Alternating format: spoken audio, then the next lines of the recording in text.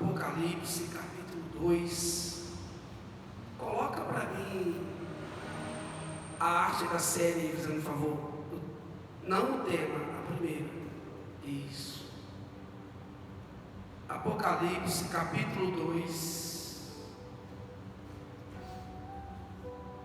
Glória a Deus.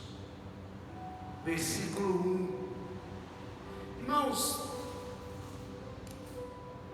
Deus tem esses dias falado no meu coração. Eu já dei vários estudos sobre Apocalipse, já falei sobre as cartas de Apocalipse, mas eu nunca ministrei da forma ao qual o Senhor está nos conduzindo a ministrar dessa vez. Dessa vez o Senhor nos deu uma direção para a gente fazer nos domingos aqui uma série de mensagens. Eu creio que deve ser 7 domingos seguidos. Provavelmente eu vou falar de uma igreja por domingo. São 7 igrejas, foram 7 cartas direcionadas, cada uma delas a uma igreja de Apocalipse. Amém? E são 7 igrejas. Então, o Senhor começou a queimar no meu coração sobre isso, sobre trazer essa mensagem aqui. E desde quando o Senhor colocou isso no meu coração, eu venho me preparando, eu venho estudando. Não que toda a palavra de Deus ela não deva ser honrada, respeitada ou estudada com zelo. Não, toda a palavra de Deus deve ser. Mas eu tenho um temor ainda maior ainda quando se diz respeito a Apocalipse. Porque, irmãos, Apocalipse é uma revelação. E é algo assim onde, se nós não tivermos o zelo, se nós não tivermos o temor e o cuidado de buscar corretamente a revelação do que está contido aqui em Apocalipse, nós podemos trazer sérias consequências para a igreja. Amém? Uma vez uma pessoa falou comigo a respeito da dificuldade que ela tinha para interpretar a Bíblia, e principalmente Apocalipse. E eu falei com ele: meu filho, um dos maiores erros que as pessoas cometem é exatamente isso, de querer interpretar a Bíblia. E a Bíblia não é para ser interpretada. Cada um de nós temos uma interpretação. E interpretação varia de uma para outra. Agora a revelação é uma só. A Bíblia ela é revelada e é no Espírito. Amém? Então eu quero com muito temor, irmãos, trazer para os irmãos um pouco daquilo que o Senhor tem liberado no meu coração nesses dias. Então nós vamos dar início hoje a essa série, as 7 igrejas de Apocalipse. Amém? As 7 igrejas, irmãos, registradas em Apocalipse, nesses 2 capítulos, no capítulo 2 e no capítulo 3, são igrejas que realmente existiram naquela época. Foram igrejas que não é uma igreja tipo assim, que eles usaram um nome, uma parábola, sabe, inventaram o nome de uma igreja ou de pegar uma cidade para falar. Não, essas igrejas existiam. Todas as 7 igrejas, elas existiam realmente naquela época.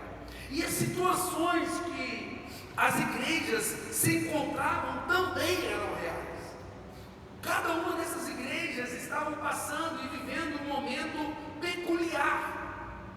Amém? E o Senhor vem tratando cada uma delas dentro da necessidade, e o Senhor vem falando com cada uma delas. Então cada carta, irmãos, ela é endereçada a essas igrejas, porém endereçada a um anjo. Ele diz: olha, o anjo da igreja em Éfeso,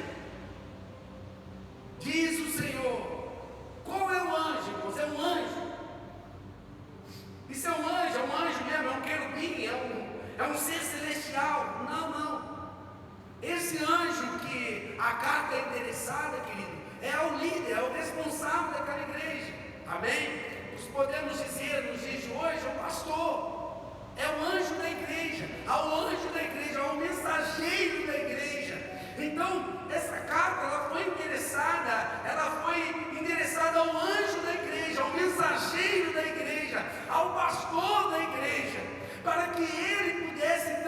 transmitir a toda a igreja.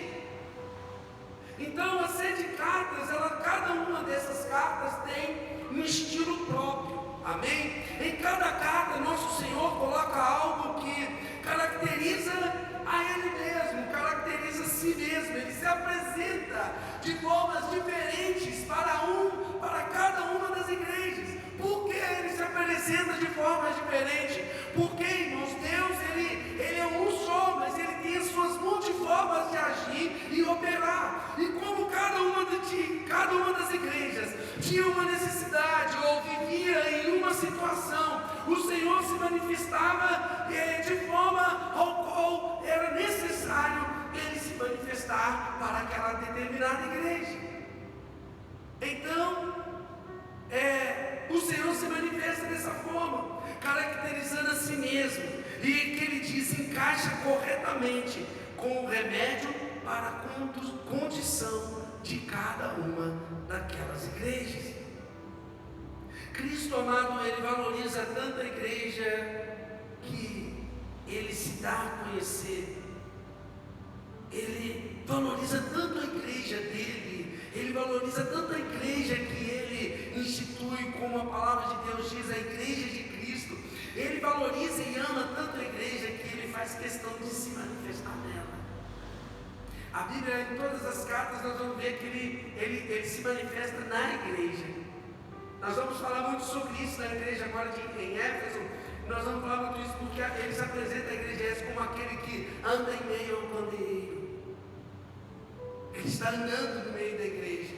Ou seja, Ele faz questão de dizer, olha, eu estou no meio de vocês. Cristo está no meio da igreja e em ação e como remédio para os males dela. Ou seja, amado Deus, Ele se encontra aqui neste lugar esta noite. Ele está presente aqui neste lugar, Ele se encontra no meio, Ele conhece você, Ele sabe a sua dor, Ele conhece a sua angústia, Ele conhece os seus problemas, Ele conhece as suas alegrias, Ele conhece você, Ele sabe as suas necessidades. Por isso mesmo Ele se apresenta para cada uma das igrejas de uma forma, porque Ele conhece. Cristo não apenas está no meio da igreja, mas Ele está andando em ação investigadora no meio da igreja. Ou seja, Ele sonda a igreja. Ele está com os olhos dele como chama de fogo, como diz lá em Apocalipse capítulo 2, versículo 18. Ele tem os seus olhos como chama de fogo no meio da igreja. E muitos males, irmãos, foram muitos males que atacou a igreja. Esfriamento, perseguição, naquele tempo, heresia, imoralidade, presunção, apatia. E não é muito diferente nos dias de hoje. Não é muito diferente, sabe, os ataques que nós temos vivido. Mas Cristo, Ele se apresenta para cada uma delas com um remédio. Ou seja, o Senhor tem o remédio para a nossa necessidade. Ele tem a solução para a nossa necessidade. E agora, irmãos, nós vamos entrar no tema de hoje. Vamos entrar no tema da carta de hoje, do que Deus deseja falar para nós hoje, que é a igreja de Éfeso. E o tema que o Senhor colocou no meu coração, irmãos, é perdendo o que é essencial. O tema da mensagem de hoje é esse: perdendo o que é essencial. Vamos ler o que está aqui na palavra de Deus? Apocalipse capítulo 2, versículo 1.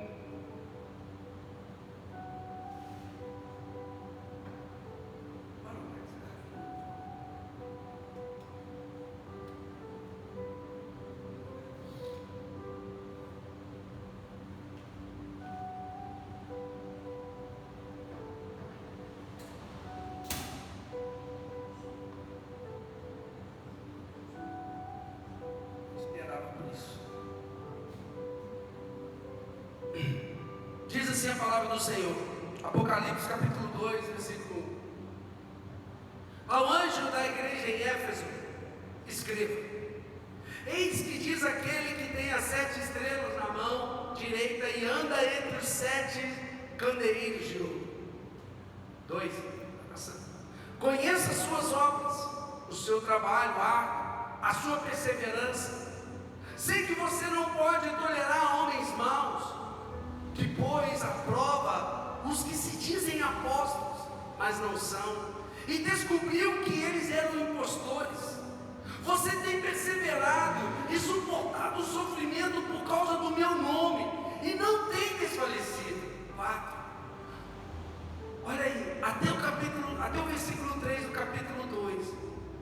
Nós somos uma igreja maravilhosa. Nós somos uma igreja perfeita. Porém, aqui no versículo 3, no 4, o Senhor diz assim: olha, no entanto, contra você tenho isto: você abandonou o primeiro amor. Veja até onde você caiu. Sim? Portanto, lembre-se de onde caiu. Arrependa-se e faça as obras que praticava no princípio. Em outra tradução está assim: volta às práticas das obras antigas, ou volta às práticas de onde você caiu, né? Se não se arrepender, virei a você e tirarei o seu candelabro do lugar dele, somente até aí. Repita comigo essas 3 palavras. Lembra-te, arrependa-te e volte. Irmãos, eu falei que as 7 igrejas ela tem um estilo próprio. E Éfeso é uma igreja que perdeu o primeiro amor. Eu tenho certeza, irmãos, que talvez muitos que aqui estão já ouviram falar sobre a igreja de Éfeso.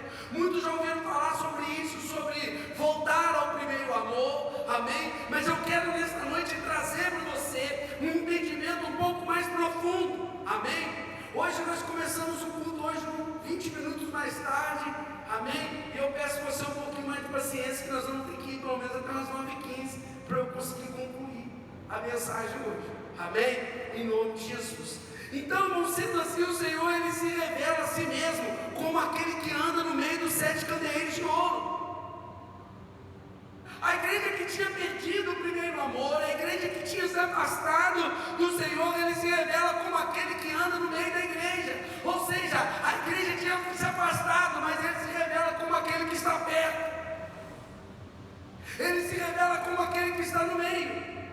O versículo 1 diz: o Senhor se mostra a esta igreja como aquele que conserva na mão direita as 7 estrelas e anda no meio dos 7 candeeiros de ouro, mostrando assim à igreja em Éfeso e ao seu mensageiro que ele possui toda a autoridade e examina a igreja. Ou seja, as 7 estrelas apontam para a autoridade do Senhor. Ele revela, ele está dizendo ali: olha, as 7 estrelas estão nas minhas mãos. Ou seja, eu tenho autoridade sobre todas as igrejas, porque cada uma das estrelas representa uma igreja. E ele diz: as 7 igrejas, as 7 estrelas estão em minhas mãos. Irmãos, a mão do Senhor fala de poder, fala de autoridade. Amém? Fala de poder e autoridade. Então, se as estrelas estão nas mãos do Senhor, quer dizer que toda a igreja está debaixo da autoridade de Deus. Então aqui aponta, está mostrando para a autoridade, apontando a autoridade também, mostrando que, olha, eu estou no meio de vocês. Ele está dizendo assim: olha, eu estou examinando vocês, eu estou vendo o que vocês estão fazendo, eu sei tudo o que está acontecendo. Eu lembro, irmãos, quando eu cheguei aqui, na igreja 6 meses atrás, e tinha várias situações que precisava resolver, e aí vinha um, falava um negócio, vinha outro, falava outro negócio, e às vezes vinha um, falava: meu Deus, pastor, você não sabe o que está acontecendo. Mas você não me amou, mas eu não sei, mas Deus sabe. Sabe, às vezes, mesmo se eu fosse preocupar com o que estava acontecendo, eu não tinha nem vindo. negócio estava feio. Não é por isso que o negócio estava feio. Porque se eu me preocupasse com o que estava acontecendo, irmãos, se eu tivesse esse tipo de preocupação, eu não viria, porque eu não sei o que está acontecendo. Eu não conhecia nada, eu não conhecia necessidade, eu nunca tinha entrado dentro de uma sua na minha vida. Nunca. E aí do nada o Senhor pega e fala: Paulo, você vai tomar um açúcar. Amém, Senhor, eis-me aqui. Eu não perguntei para o Senhor, como que é a cidade, hein? Como está aquele povo da igreja lá, como está a situação? Senhor, o que me espera naquele lugar? Senhor, como que está? Não, meu irmão, eu vim saber por quê? Porque eu sei que independente de qualquer coisa, o Senhor estava aqui dentro. E o Senhor sabia de todas as coisas. Se Ele estava me trazendo para cá, Ele sabia, ó. Eu não vou te dar uma prova além do que você suporta não, pô, fica tranquilo. E estamos aí, irmão, para a honra e glória do Senhor, já adaptados, graças a Deus. Sabe por quê? Porque desde o momento, irmãos, quando nós chegamos aqui, encontramos várias coisas fora do lugar, mas uma coisa estava aqui, como sempre esteve: a presença do Eterno. Aleluia. Deus, Ele nunca deixou de estar neste lugar. Ele passeia no meio da igreja. Ele está no meio da igreja o tempo todo. E como eu falei, os 7 candeeiros que Ele aponta também para o nosso coração. Aponta também para o nosso coração. Ele anda no meio, ou seja, Ele sonda, Ele conhece, Ele examina o nosso coração. Ele anda no meio para encorajar, Ele anda no meio para repreender, Ele anda no meio para chamar ao arrependimento. Ele não anda no meio, querido, por acaso. Ele anda no meio porque Ele tem um propósito de andar no meio. Ele quer, sabe, encorajar você. Ele quer também repreender quando for necessário, mas Ele quer chamar você para o arrependimento. E aí no versículo 2 que nós lemos, inicia: sei de tudo o que você faz. Em outra tradução, na minha tradução aqui, está aqui, olha: conheço as tuas obras.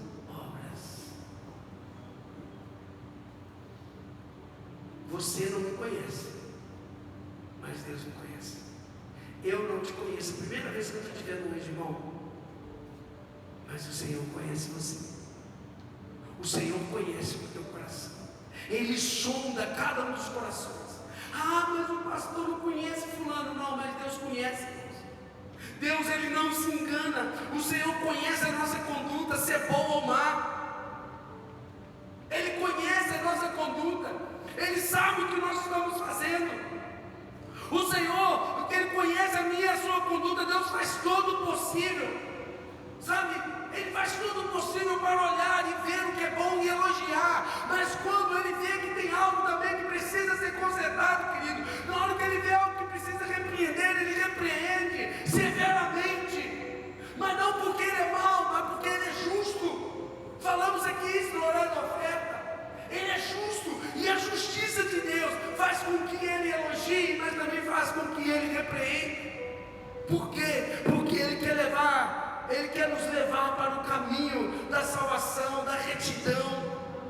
A palavra de Deus, querida, ela nos mostra que Deus é justo o tempo todo. A palavra de Deus nos aponta, nos mostra a justiça de Deus. Por isso, o julgamento dele também é justo. Você pode ter certeza, meu irmão, que Ele não vai te acusar de algo que você não está fazendo. Ele não vai dizer algo para você que você não precise mudar. Teve uma vez que um pastor auxiliar que eu tinha lá na igreja, e Deus me deu uma palavra, eu trouxe a palavra na igreja. Na hora que acabou o culto, irmãos, ele pediu para conversar comigo. Ele falou: pastor, eu preciso conversar com o senhor. Você vem, meu filho, vamos lá no escritório. Eu levei ele para o escritório conversar. E aí ele começou a falar comigo: pastor, por que o senhor estava expondo a minha vida ali no altar? Eu falei: não, você está doido? Por que eu estava expondo sua vida? Não, que se o senhor queria falar alguma coisa comigo, o senhor podia me chamar aqui e falar. Só podia ir chamar no escritório e falar comigo. Por que o senhor está falando, querendo, jogando indireta para mim lá de cima? Eu falei, meu filho, do que você está falando? Aí ele pegou e contou uma situação que tinha acontecido na semana com ele, com a esposa dele. Aí eu, só um minutinho. Aí eu abri a porta e disse, pastora tal, vem cá, por favor. Era a esposa dele. Aí ele entrou dentro do escritório, sentou. Sua filha, você me ligou essa semana? Ela, não. Você conversou comigo essa semana? Não. Você falou alguma coisa sobre o assunto esse? Ela, não. Eu não estou te entendendo, varão. Não, mas por que você falou tudo que aconteceu? Então nem eu não conheço, mas Deus conhece. O Deus que anda no meio da igreja, Ele conhece o teu coração. Ele sabe o que você fez, né? Aí a esposa pegou, abriu o verbo, né?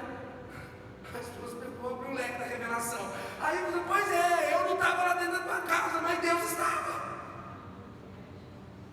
Deus estava, filho. E foi Ele que falou através de mim, não foi eu. Sabe por quê, irmãos? As pessoas acham o seguinte, que revelação é só na hora que as pessoas pegam e falam assim, eita, eis que eu te digo. Não, irmão. Pô, é revelação? Amém. Revelação, mas aqui também, ó, revelação. Amém. A revelação vem aqui também, não precisa falar isso que eu te digo, não. Assim diz o Senhor. Amém, irmão. Você de Deus, não estou falando que não é, não. Amém. Não estou falando que não é. Mas esse assim diz o Senhor é o homem que coloca. Não está errado? Não estou dizendo. Vocês estão me entendendo, né, irmão? Não estou falando contra isso, não, hein? Então, o pastor está falando contra. Não estou falando contra isso. Amém? Eu creio demais nisso. Deus me usa assim também às vezes. Amém? Não tenho nada contra isso. Mas isso daí se tornou quase um jargão, uma forma da pessoa falar o que Deus está falando antes. Algo que a pessoa fala antes do que Deus falou. É isso que eu te digo. Ou assim diz o Senhor. Amém? Agora, se Deus está falando algo que eu nem sei para quem, acabou. Há momentos que eu estou pregando e Deus pega e fala assim, olha, Deus ministra no meu coração e eu posso falar assim, olha, Deus está falando algo específico para alguém aqui nessa noite. Pode acontecer, mas pode acontecer que Deus nem me fala. E só está acontecendo. Mas por quê, irmãos? É porque Deus sonda. Deus, Ele conhece, por isso que Ele se apresenta para a igreja, não somente para a igreja de Éfeso. Vocês vão ver isso em todas as 7 igrejas. Para todas as igrejas, Ele usa essa mesma frase aqui, ó. Conheço as suas obras. Essa palavra conheço está em todas as cartas. Ele se apresenta como aquele que conhece. Sabe o que eu vejo aqui, meu irmão? Ele conhece você quando você está na tua intimidade, na tua casa. Ele conhece você na hora que você está sozinho, ninguém está vendo. Ele conhece você quando você está sozinho, pensando naquilo que não deve. Ele te conhece. Ele conhece e Ele inicia. Conheça as suas obras. A palavra de Deus, querido, nos mostra que Ele é justo e por isso o julgamento dele também é. E Ele vem aqui, olha, Ele começa a enumerar as obras. Ele enumera. Olha, eu conheço o teu trabalho. Eu conheço a tua perseverança. Eu conheço que você não tolera pessoas más. Eu reconheço, sabe, que você colocou à prova aqueles que se dizem apóstolos e não são. Olha, Deus, Ele começa elogiando e dizendo, olha, eu conheço as suas boas obras. Eu conheço tudo de bom que você faz. Eu conheço. Então não precisa você chegar ali naquele momento, sabe, Senhor, está acontecendo isso comigo e eu não mereço, porque eu sou tão bom, eu sou tão boa, eu faço assim, eu faço, meu irmão. Deus, Ele conhece. Deus conhece. Mas aí Ele diz, porém. Aí você acha que Deus conhece só as boas obras, né? Mas ele diz: porém, tenho eu algo contra ti. Ele diz: olha, vocês suportaram com perseverança o sofrimento por causa do meu nome. Vocês, sabe, resistiram. Vocês têm, sabe, se esforçado para ser fiel. Vocês têm feito as coisas tudo certinho. Vocês têm sido fiel no zelo. Vocês têm zelado pela minha obra. Vocês têm zelado pelo meu nome. Vocês têm afastado os falsos profetas. Ou seja, a igreja, querido, em Éfeso, aos olhos humanos, era uma igreja perfeita. Era uma igreja perfeita, irmãos. Era uma igreja zelosa. Era uma igreja que não aceitava heresia. Era uma igreja que não aceitava uma pregação ou um ensinamento que não estivesse baseado na palavra de Deus. Uma igreja abençoada, irmãos. Uma igreja que trabalhava. Uma igreja que servia. Uma igreja que você chegava na porta, imagina, irmão, você chegando na porta e aquele povo alegre na porta te recebendo, te abraçando, e você chegava, você era bem recebido, eles levavam você até na cadeira, e estava tudo limpinho, tudo arrumadinho, a presença ali é algo maravilhoso naquele lugar, tudo geloso. Você ia ver, ia conferir a mensagem na palavra, irmãos, tudo condizendo com a palavra de Deus, tudo certinho, entregava uma heresia, não aceitava a falsa doutrina. Uma igreja bíblica, irmãos. Embora a igreja de Éfeso, amado, parecia uma igreja tão boa, o Senhor, no entanto, ele tinha algo contra ela. Ela havia abandonado o primeiro amor. Ela tinha abandonado o primeiro amor. Ela tinha deixado o primeiro amor. Dentro da mesma igreja há pessoas fiéis e infiéis. Dentro da mesma igreja em Éfeso havia fidelidade na doutrina, mas falsidade no amor. Uma igreja que tinha fidelidade com a palavra, uma igreja que tinha zelo, uma igreja que tinha, sabe, retidão, mas o que ela fazia era externo. O amor interno já tinha esfriado.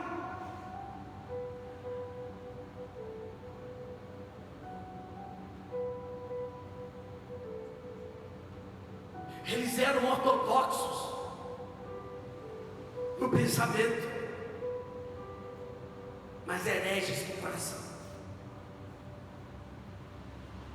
Eram conhecedores, tinham conhecimento, mas o coração havia perdido há muito tempo, esfriado há muito tempo. E aí eu te pergunto, querido, será que é possível uma igreja que trabalha tanto possa ter tido falta de amor para com o Senhor? Aqui eu aprendo, irmãos, que pode ter sim.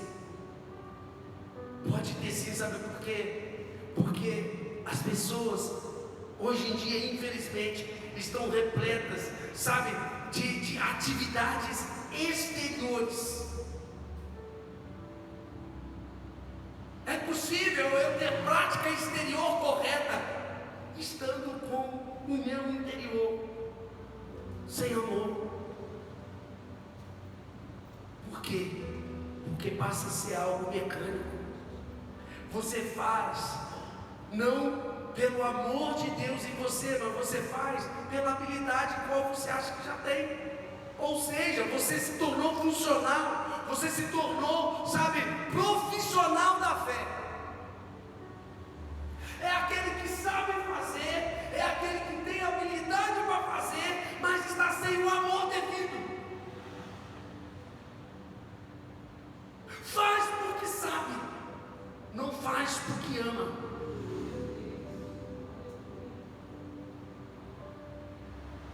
Faz porque sabe fazer, sabe se apresentar, tem uma voz linda que canta, tem um talento nato todo mundo de boca aberta. Mas isso daí, irmãos, Tim Maia tinha, Cazuza, estou falando só dos que morreu. Tem tantos que morreram e que ainda estão vivos, que têm talento, mas não tem um amor devido. E eu falo isso, irmãos, dentro da igreja. E existem hoje em dia muitos de nós assim. Muitos. Eu estava 2 semanas atrás em uma igreja lá em Patinga, que eu fui visitar a igreja lá e estava ali na mesa conversando com os pastores. Foi um culto maravilhoso, foi uma noite abençoada. E aí houve um momento que eu perguntei para o pastor: e aí, pastor, e o pastor fulano de tal? Não vou citar nome não. Não vai vir não, porque eles estão num evento lá de 12, as últimas 12 semanas do ano, toda terça-feira vai ter alguém diferente para a igreja. Eles estão trazendo alguém, estão fazendo as 12 terça-feiras, mas sempre é segunda e terça, às vezes é domingo, segunda e terça. Aí eu perguntei a ele: e o fulano de tal? Ele virou para mim e disse: pastor, estava tudo certo para ele vir semana passada. 3 dias antes ele me ligou e falou: pastor, e ele já tinha vindo aqui antes, já foi lá outras vezes, eu até vi lá outras vezes essa pessoa. E aí ele pegou e falou assim: olha, 3 dias antes dele vir, ele me ligou e falou assim: pastor, a gente não conversou a respeito de como vai ser a oferta, a gente não falou nada. Aí o pastor falou assim: não falei nada porque você já veio aqui, vai ser como foi da outra vez, a gente vai te dar uma oferta. Ele: não, pastor, mas agora a gente está trabalhando assim, cobro 15 mil por dia. Como eu vou ficar aí segunda e terça, seria 30, mas como você é de casa, eu vou fazer por 25. Aí o pastor virou para ele e disse: pastor, muito obrigado, não precisa vir. Não, pastor, mas aqui, estou ocupado, depois a gente conversa. Ele encerrou a sofrer. Pessoas, irmãos, você imagina esse homem pregando. Ele é contra os falsos profetas. Ele é um homem de Deus. Eu não estou julgando ele em questão de que não estou. Só que perdeu o primeiro amor, irmãos. Perdeu o primeiro amor. Sabe? São pessoas que perdem o primeiro amor, que perderam aquilo que é do Senhor. Sabe, eu não posso colocar preço naquilo que não tem preço. A Bíblia fala que aquilo que eu ganhei de graça, eu preciso dar de graça. Entendemos sobre a oferta, é lógico, se eu, sabe, uma pessoa sai, vem translar, tem isso, aquilo, outro, a pessoa vive disso, ela tem o direito, amém, glória a Deus, a igreja tem condição, vai dar uma oferta. Mas é aquilo que a igreja tem condição de fazer, irmãos. Eu não posso pôr preço. Quantas vezes eu fui pregar em outras cidades, eu ia com o dinheiro no meu bolso e voltava com o dinheiro no meu bolso. E não voltava murmurando, não voltava reclamando, pelo contrário, eu voltava glorificando a Deus. Sabe por quê? Eu pude entregar um pouco daquilo que o Senhor me deu.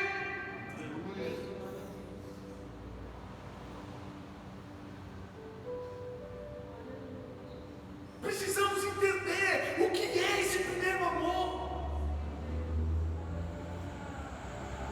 Se eu amo o Senhor, eu faço é porque eu amo. Não é para ter uma posição, não é para estar no lugar, não é para me achar alguma coisa, não. E aí eu te pergunto, como pode se perder o primeiro amor? Pode se dar por causa do foco no trabalho, do serviço, em vez do amor ao Senhor. Como eu falei, às vezes se torna mecânico. É quando o relacionamento é trocado pelo ativismo. Você já não se relaciona mais, você não tem intimidade com Deus mais. Você trocou isso pelo ativismo porque você sabe fazer. Então você se torna um ativista da igreja. amém, irmãos? Eu já fui desse de fazer de tudo. Você pode fazer o de tudo, desde que você não seja um otimista. Você tenha relacionamento. Pode ser também devido à desobediência ao Senhor. Coloca para mim João 15, capítulo 10. João 15, versículo 10, perdão.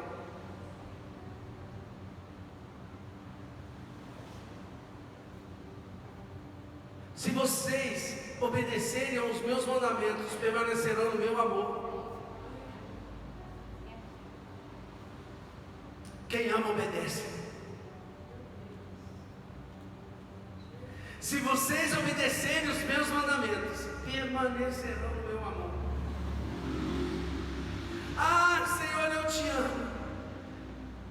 Ah, Senhor, eu te amo. Mas você obedece ao Senhor? O que é obedecer ao Senhor, pastor? Meu irmão, a palavra já diz, é obedecer. Não é você obedecer naquilo que te convém. É você obedecer ao Senhor. Precisamos entender, querido, que o primeiro amor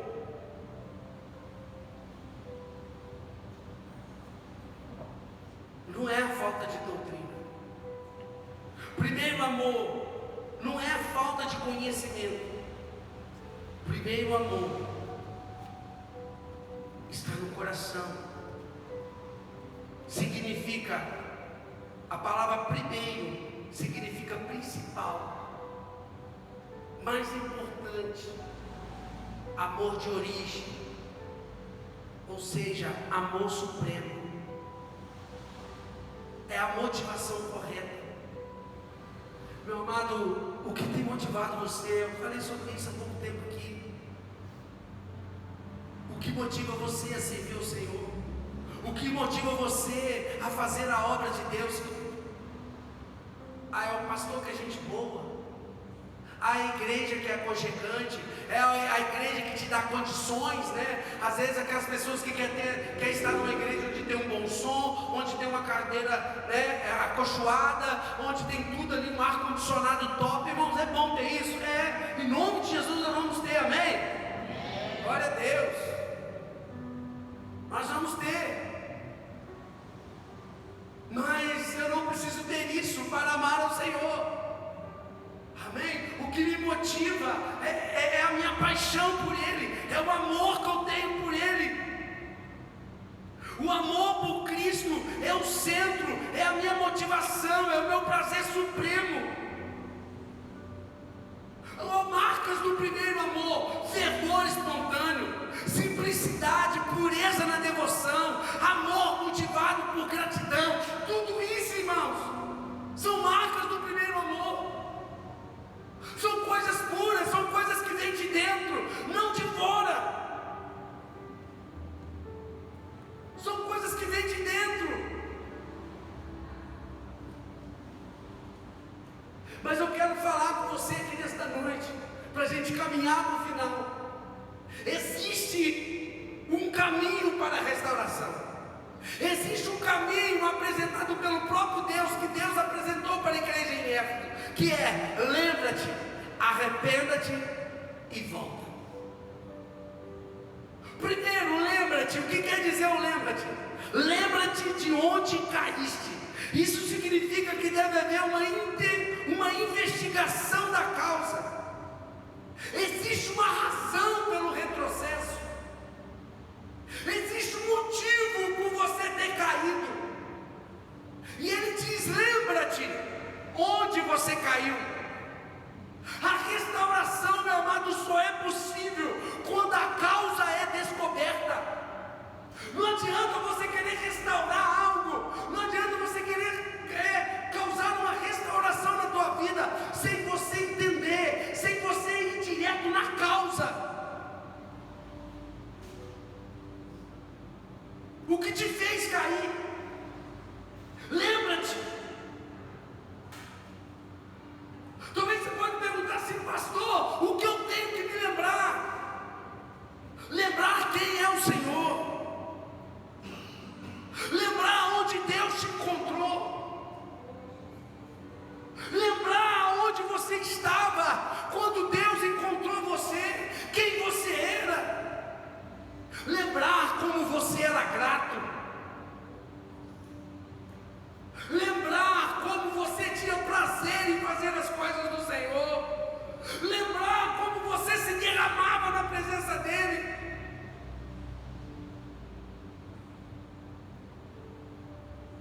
Lembrar todas as vezes que você se quebrantou diante dele. Lembrar todas as vezes que ele falou com você no teu íntimo. Lembra-te. Lembra-te. Ah, pastor, mas sabe, eu perdi o prazer. Eu perdi, sabe, eu não consigo mais, eu não sei. Coloca para mim aqui Jeremias capítulo 29. Capítulo 20, versículo 9.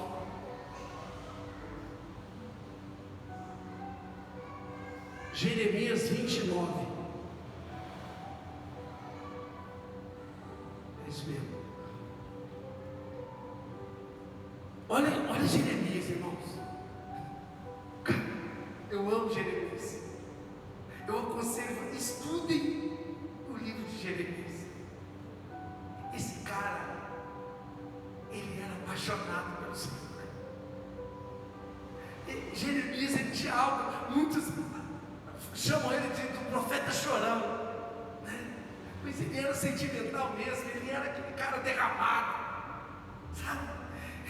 A gente usa a expressão, ele era chapado em Jesus mesmo, ele era, sabe, ele chapava no Espírito, ele era aquele cara derramado mesmo no Senhor. Pensa num profeta derramado, chapado, era Jeremias. Aí olha aqui, irmãos, o que ele diz aqui? Mas se eu digo, ele está dizendo, ele estava passando por situações, ele estava preso, ele estava passando por situações terríveis, ele estava sendo julgado, ele estava sendo condenado. Aí ele diz, na situação que ele estava vivendo, ele diz, mas se eu digo, não mencionarei, nem mais falarei em seu nome. Sabe o que ele estava falando aqui? Ele estava falando assim, Senhor, se eu dizer que eu não vou, a partir de hoje eu não vou falar mais do nome do Senhor. É isso que ele está dizendo aqui.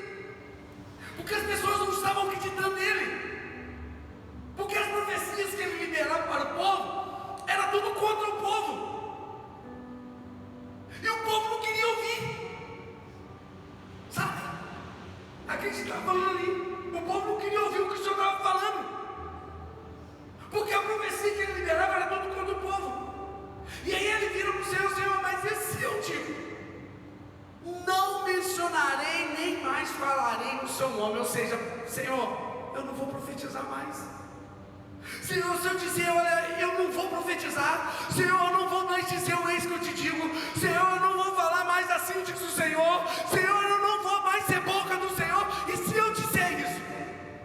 Aí ele continua, ele diz assim, é como se um fogo ardesse no meu coração, retido nos meus ossos. Estou exausto tentando contê-lo. Não posso mais. Ele diz assim, Senhor, é como se eu dissesse assim, eu não vou falar, eu vou me calar. Eu não vou falar.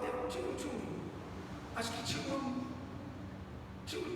programa aí eu não lembro qual que era, não sei, um programa de comédia que tinha um personagem que falava, não vou falar, não vou falar, não vou falar, não vou falar, vou falar. Não tinha? Eu acho que era uma mulher, não era? Era, não era? É mais ou menos isso que Jeremias estava. Ele estava assim, eu não vou falar. E Deus queimando dentro dele. Ele estava falando ali, ó. É como se o fogo ardesse no meu coração. Ah, Senhor, eu não vou falar, mas o fogo está queimando. Eu não vou falar, não vou falar, não vou falar. E o fogo queimando e indo para os ossos. E o fogo queimando, e o fogo, não vou falar, não vou falar, não vou falar. Eu não aguento, eu vou falar. Pastor, o que tem a ver com o que você está falando? Isso é o primeiro amor, irmãos. Sabe?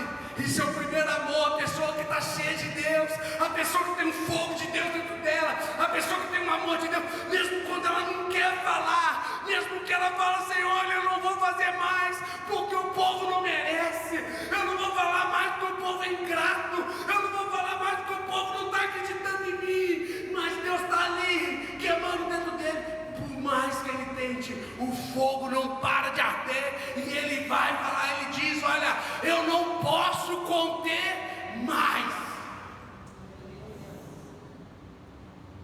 eu tenho que colocar para fora.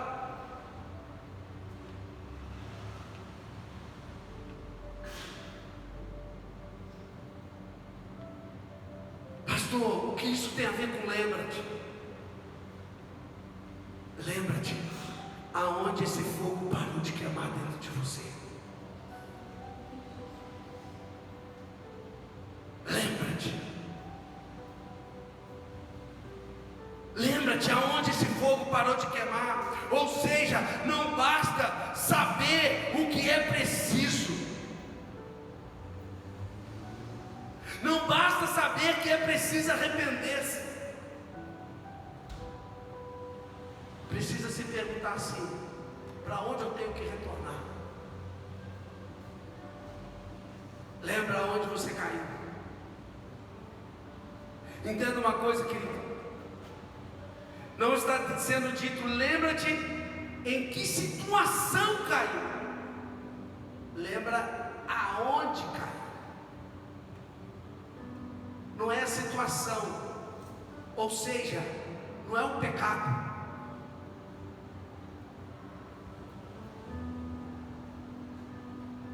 É aonde? É aonde? O filho pródigo começou o seu caminho de restauração quando? Quando ele disse assim: na casa do meu pai. Ele lembrou.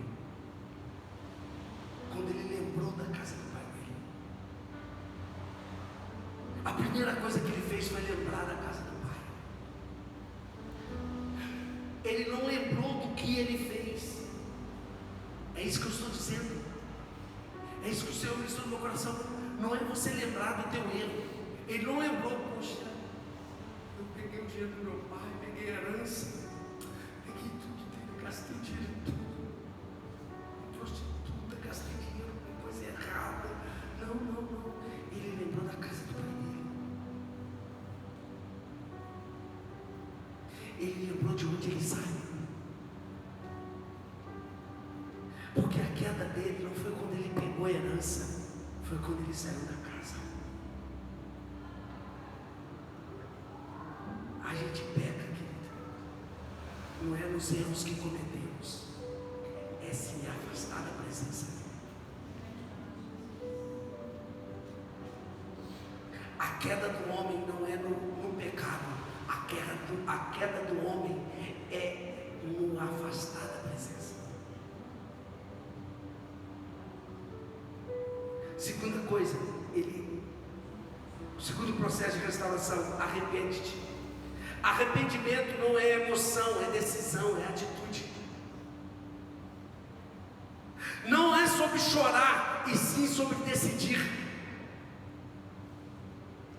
Não é sobre chorar, querido, não é sobre se emocionar, é sobre uma decisão que você toma. Arrependimento não é para aqueles que estão no mundo, não, é para nós, igreja.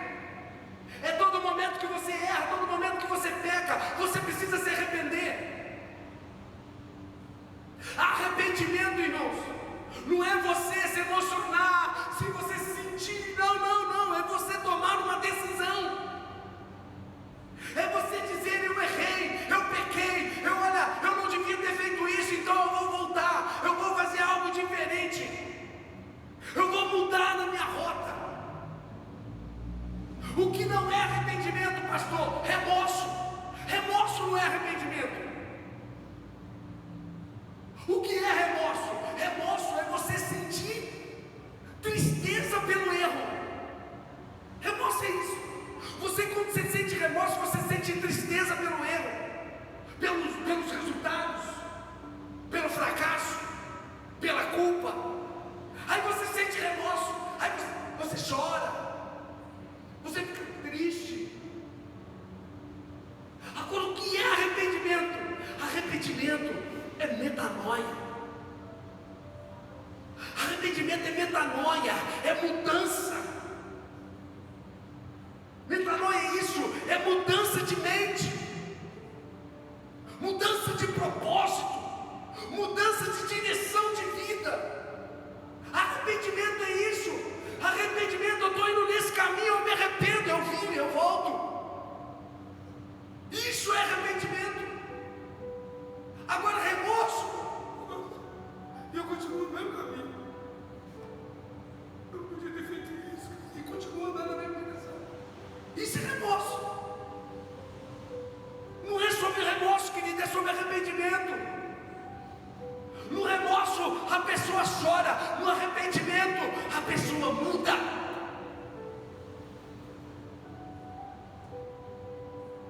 O que o Senhor, quando Ele diz, olha, lembra-te e arrepende, Ele está falando assim, olha, lembra onde você caiu e muda de direção.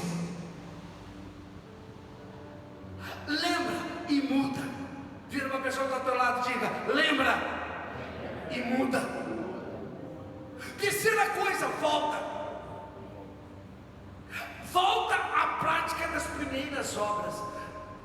Não é arrependimento e depois, repetidamente, arrependimento de novo. Não, é arrependimento e logo depois, novos frutos, novas atitudes, novo posicionamento.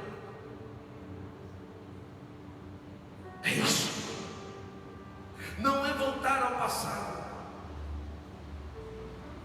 é voltar à essência.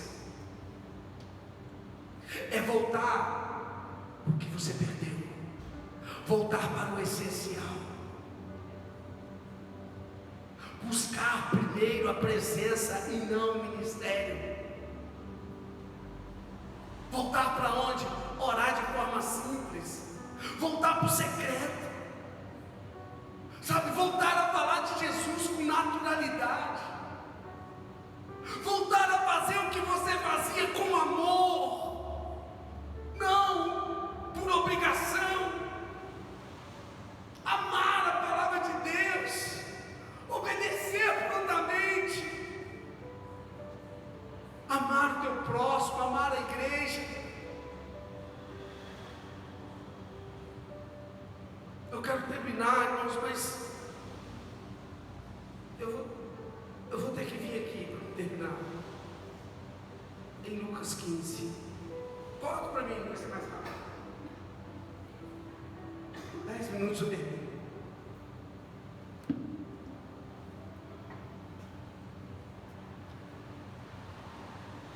Lucas 15, 17. Eu preciso falar do filho pródigo de uma forma mais, em 10 minutos, de uma forma mais abrangente.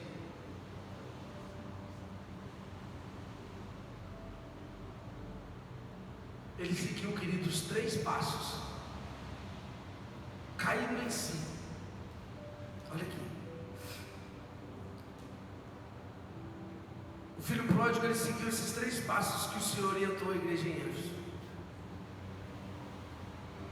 Eu chamo esses 3 passos, os 3 passos para a redenção. Olha, caindo em si, disse: quantos empregados de meu pai têm comida com fartura, e eu aqui morrendo de fome? Vou me levantar, voltar para o meu pai e dizer a ele: Pai, pequei contra os céus e contra ti. Versículo 17, irmãos. Olha o versículo 17. Primeiro ele lembrou. Está lá, caindo em si. Com outras palavras, lembrando-se. Ele caiu em si. Ele se lembrou. Primeira coisa que ele fez foi lembrar. Ele começou o caminho dele de restauração como? Lembrando. Segundo, ele se arrependeu. Versículo 18. Vou me levantar, voltar para o meu pai e dizer a ele: Pai, pequei contra o céu e contra ti. Ao arrependimento. 19. Já não sou digno de ser chamado teu filho. Trata-me como um dos seus empregados. Olha aí, irmãos, ele, primeiro passo, ele lembrou, e o segundo passo, ele arrependeu. Ele saiu da casa dele se achando merecedor, se achando filho, se achando dono da herança. Ele imagina ele virando para o pai dele: Pai, me dá o que é meu. Na arrogância, né? Aquele homem arrogante, petulante, mim, me dá lá o que é meu. Não é? Eu sei que eu sou filho, eu sei que eu tenho direito e tal, me dá lá o que é meu. Ele saiu dali, irmão, cheio de marra. Ele saiu dali achando que era digno e pedindo o que era dele. Mas ele voltou para casa entendendo que não era nada. Ele voltou para casa entendendo que ele não era nada. Ele entendeu que não era sobre ele entendeu que era sobre a casa do Pai. Ele disse: na casa do meu Pai não falta nada. Na casa de meu Pai tem tudo. Ele entendeu, querido, que não era sobre ele, era sobre a casa do Pai. E ele volta, ele arrepende. Isso é graça. Isso é um favor, é você entender que você não é merecedor. Isso é você entender que você não é digno. E tudo aquilo que o Senhor fez por você não é porque você merece, é porque Ele te ama. E a terceira coisa, versículo 20, que é o voltar, versículo 20. A seguir, levantou-se e foi para o seu pai. Ou seja, ele se levantou e voltou. E aí olha o que diz aqui: ele ainda estava de longe quando o pai o viu, e movido de compaixão, ele correu e abraçou fortemente o filho dele e beijou. Meu irmão,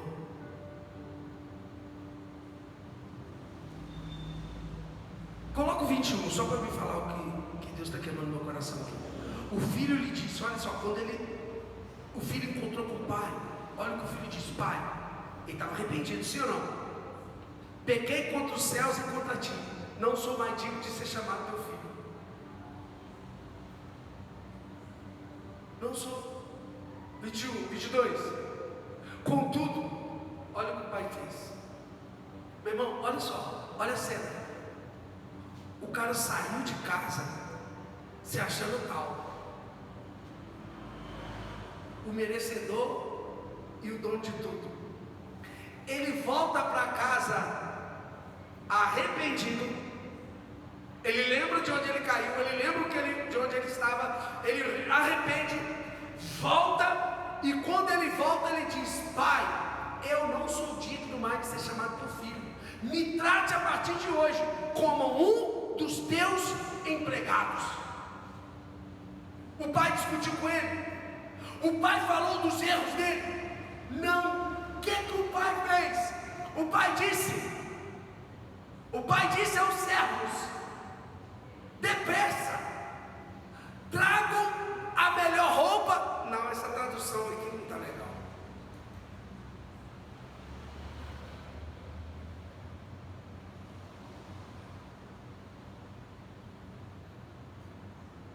Não precisa achar outra aqui.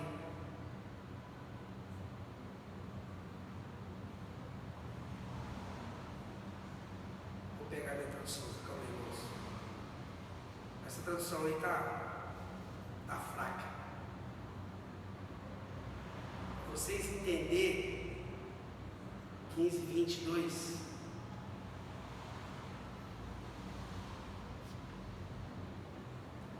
Trazei uma roupa distinta. O que é distinta? É algo que faz distinção, ou seja, o que é fazer distinção? É diferente. É algo distinto. É algo diferente do que era.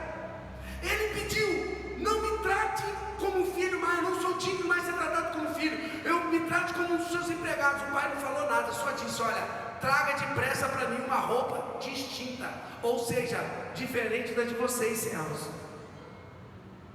O que o pai já estava mostrando para ele: você disse que não é digno de ser chamado filho, que é para ser tratado como empregado, mas com a roupa que eu estou te dando, já estou te mostrando que a roupa que eu estou te dando aqui é diferente das outras. Ou seja, o pai não recebe ele como empregado, Sabe por quê? Tudo aquilo que Deus Ele quer, o que Deus falou com a igreja em Éfeso, o que Deus espera é que você lembre, arrepende-se e volte. Quando nós nos arrependemos,